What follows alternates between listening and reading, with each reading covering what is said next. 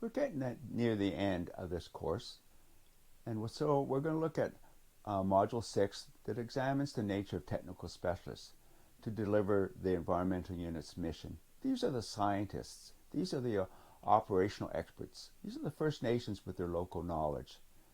We'll look at their sourcing, their assignments, and their organization. Then we'll review a few of the core technical specialists that might be engaged in a marine incident and look at their tasks and their deliverables as working within the environmental unit. Let's take a look at the nature of technical specialists within an environmental unit that may be involved during a marine incident. But first, let's have a review of the environmental unit's mission statement. The environmental unit provides technical expertise, scientific evidence, and local knowledge capabilities to support the incident management's planning to address actual or potential harm to public health, community well-being, and the environment. Essentially, the mission of the environmental unit is the glue that holds everybody collaboratively working together towards a common purpose. Let's look at science. These are people with either applied or research scientific credentials that are subject-specific or multidisciplinary. Expertise. People with experience and expertise in operational and tactical aspects of responding to a marine incident. And local knowledge with people knowledgeable in ecological, cultural, and commercial resource uses and values within the impact area. The incident command system is designed to function within a wide variety of situations that require the use of technical specialists.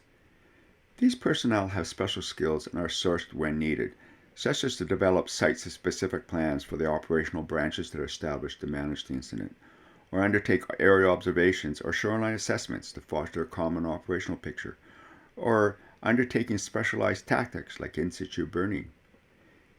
Being engaged in a marine incident is generally not a technical specialist's main job. They just have to fit in, whether they're a marine biologist, geomorphologist, archaeologist, or a coastal guardian.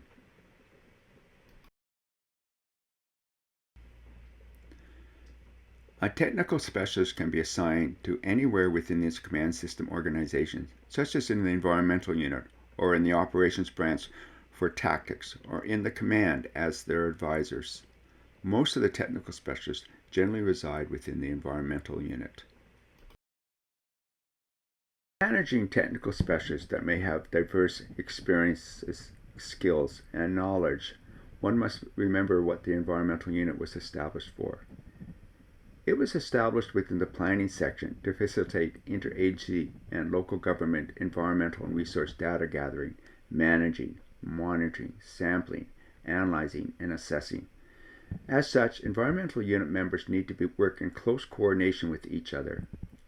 A way to do this is to have the technical specialists be organized based on their task or mission as a work group, such as to develop an oily waste plan, a shoreline protection program, wildlife rescue and rehabilitation program. We often refer a technical specialist as a single person, but a technical specialist can have associates and assistants. They are often sourced and hired by the responsive party, or can be a government agency departmental staff. The working groups can organize themselves as they see fit, and as well as incorporate themselves with other operational clients, such as, say, the wildlife branch.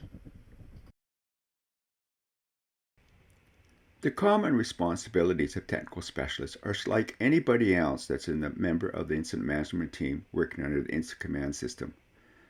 All technical specialists are expected to review common responsibilities and abide by a safety program, work under supervision and in accordance with ICS protocols, participate in meetings, determine resource needs to fulfill their mission, have approval to make expenditures, and maintain a unit or activity log such as the Incident Command System Forms 214. The types of technical specialists that can be engaged in an emergency depends on the incident itself, whether it's a forest fire, flood, or a marine incident. This is a partial listing of the more common technical specialists within an environmental unit for a marine incident. There's the aerial observer specialist, trajectory analysis specialist, sampling specialist, weather specialist, resources at risk specialist, shore cleanup assessment techniques specialist, historical and cultural resources specialist, waste management specialist, and geographic information system specialist. Each of these specialists can have a job description. As a technical specialist, it's important to have access and review operational guidelines. This is because you are going to be dragged out of your normal work environment and into the chaos and dynamics of an environmental emergency. There are many ICS operational guidelines and handbooks and job aids for the environmental unit positions. These resources typically outline your mission, your tasks, deliverables, and the meetings to attend. The guides do not explain how to undertake your specialty, but how to work within the incident command system. These are valuable resources to have when you're at the incident command post. Let's take a brief look at the technical specialists I just listed that may be involved in the environmental unit during a marine incident. Let's begin with the aerial observation specialist. The aerial observation specialist is responsible for undertaking reconnaissance and then field survey aircraft observations of floating and stranded pollution, such as oil, debris, containers, as well as the status of the marine casualty itself, of whether it is breaking apart, grounding, or continuing to release its pollution. The specialist is responsible for undertaking a structural aerial survey that documents type, condition, direction, and envelope of pollution using standardized criteria. Example of that would be the information provided in the Open Water Identification Job Aid for aerial observations provided by the U.S. NOAA. Aerial observation specialists are required to have the appropriate aircraft and open water safety training and equipment, and to be familiar with their recording equipment like geographic positioning systems and their cameras. The aerial observation specialist and the trajectory specialist work closely together. The aerial observation specialist, of course, is in the field, whereas the trajectory specialist resides within the incident command post. The trajectory specialist is responsible for providing projections and estimates of the movement and behavior of the spilled material in water or released into the air. The specialist combines aerial observations, remote sensing information, and computer modeling, as well as observed and predicted tidal, current, and weather data to formulate their analyses. This is maybe in the form of maps or computer-based dynamic trajectories. As you can see from this operational guideline, it outlines the primary duties of a technical specialist, who that person supervises and reports to, outlines some of the tasks and responsibilities, and what products could be expected from him or her, and what meetings to attend.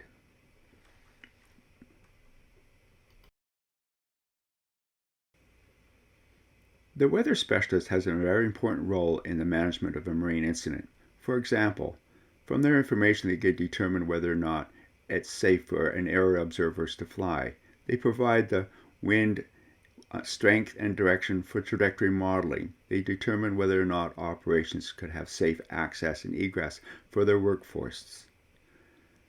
The weather specialist is responsible for acquiring and reporting incident-specific weather forecasts. The specialist is expected to gather weather information, provide incident-specific weather forecasts, provide briefings on weather observations, or alert forecasted or actual weather conditions that affect operations or cause a safety concern. Weather forecasts will be provided to the situation unit for posting for the incident management team to see, as well as added to the daily incident action plan. The combined efforts of the area observation specialist and the trajectory specialist is to create a common operational picture about the marine incident. This information helps the resource at risk specialist. This is because the resource at risk specialist is responsible for identifying resources thought to be at risk from exposure to the spilled oil or hazardous material, the debris, or wreckage. The resource at risk specialist is expected to identify risks to public property and infrastructures, species at risk as designated, important bird areas as designated, archaeocultural resources. Considered are the relative importance of the resources and the relative risk, so as to develop a priority list for their protection. This prioritization is done collaboratively by the resource trustees. The end deliverable of a resource at risk specialist is to prepare the Incident Command System's 232 form Resource at Risk Summary. From this information, operation can determine where to put the greatest on-water response effort or where to deploy nearshore booms as according to geographic response strategies. When oil or debris becomes trapped near shores or stranded on shore, this is when the shoreline cleanup assessment technique specialist comes into play. This person may also be engaged in the aerial observations at the reconnaissance level as well as in a structured field survey level.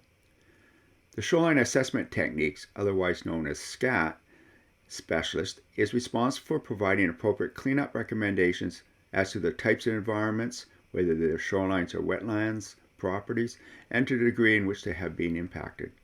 The specialist is expected to recommend the need for a number of field teams, describe the environmental types and contamination conditions, recommend the need for cleanup, if anything, record cleanup priorities in consultation with the resource at risk specialist and the historical and cultural resource specialist, monitor cleanup activities and effectiveness, recommend cleanup methods and endpoints in consultation with resource agencies and First Nations and the responsible party.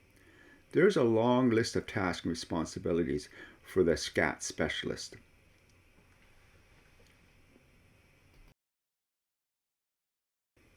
The sampling specialist is responsible for providing a sampling plan to coordinate collection, documentation, storage, transportation, and submittal of samples to appropriate laboratory for analysis. Samples may be taken from contaminated shores and waters, air emissions, oiled wildlife, as well as from the pollution source. As these samples have a legal component to it, the sampling specialists often work independently of the other people within the incident management team. The sampling specialist is expected to identify and alert appropriate laboratories, develop initial sampling plan and labeling procedures, set up site maps to monitor location of samples collected and coordinate it with the Geographic Information System specialist, coordinate sampling activities with incident investigators and legal specialists, and provide status reports. The Historical and Cultural Resource Specialist is responsible for identifying and resolving issues related to any historic or cultural site that are threatened or impacted during a marine incident. These could be middens, fish weirs, a clam garden, or petroglyphs, or burial caves, or abandoned fish cannery. Local knowledge plays a very important role in this endeavor. The specialist consults with land managers, agencies, and First Nations to identify historical cultural sites and develop strategies for their protection. In particular, developing constraints for operations to ensure that their work does not cause more harm than the pollution itself. That is, to achieve a net environmental benefit. The specialist is expected to identify and prioritize threatened or impacted sites, work and support the SCAT process, develop response strategies to protect sites, participate in the testing and evaluation of cleanup techniques used on the sites, monitor and provide guidance on the cleanup of sites to reduce or eliminate response-related impacts, ensure compliance with applicable federal and provincial regulations. As the information often is held in confidence, particularly with First Nations, a big role of the historical and cultural resource specialist is to ensure that confidentiality is preserved. The waste management specialist has an important role because insufficient or inadequate waste handling can curtail or even stop operations in their efforts to recover pollution, such as oil or debris from a marine incident. The waste management specialist is responsible for preparing a temporary storage and transportation plan to a final disposal location of all anticipated wastes.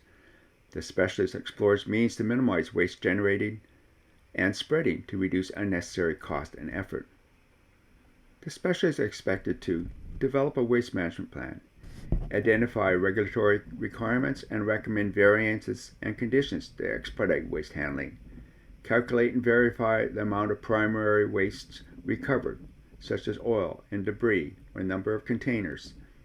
Then calculate as well the volumes of other waste, such as oil booms and that of personal protective equipment that is damaged, and then provide a status report as necessary. During a large and complex marine incident, a geographic information system specialist could have a lot of demands put on him or her. The Geographic Information System Specialist provides geospatial analysis and presentations to support other specialists, such as resource at risk, shoreline cleanup and assessment, and directory. GIS products are provided to operations, planning, and command on a regular basis, often incorporating the Incident Action Plan and posted on the Situation Board. For concluding statements on this module provides a snapshot of the types, roles, and tasks of technical specialists that might be engaged in a marine incident. What is important is, if you are one of them, is that timelines for products can be very short, especially having to attend or provide for the many meetings as scheduled under the ICS daily operational period. You may not have all the tools you want, such as computers, printers, papers, required to do your work. Your deliverables such as maps and reports may not be as polished in presentation and grammar as you would like. As a technical specialist, you may need to adapt and improvise, as emergency management is not normal business. Don't become hard on yourself.